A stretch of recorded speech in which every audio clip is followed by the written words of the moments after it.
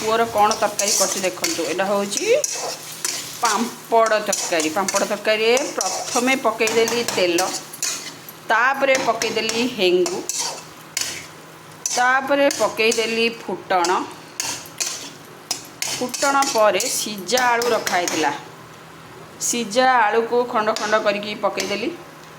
तापरे तो लुण पकईदेली, जीरा गुंड, धनिया गुंड, करी पाउडर सबू पकईदेली। स्वाद अनुसार भी लुण टिके पकई देइछि।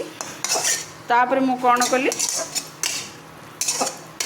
तापरे कषीदेली पानी पकई पकई पकई पकई टमाटे पकईकरी कषा कषी करदेली। आ कषुची देखुचंती। तापरे फाइनल एबे आमे पानी दबा, पानी टिके देदेली।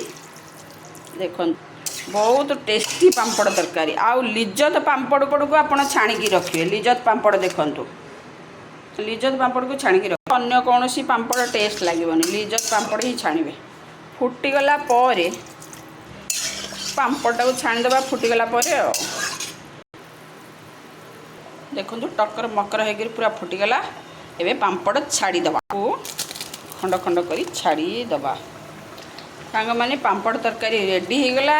एबे आम नानी को टेस्ट करिया को दबा। एडा नानी को टेस्ट करी दिया। नानी केमती हेची कहंतु? Perfect perfect.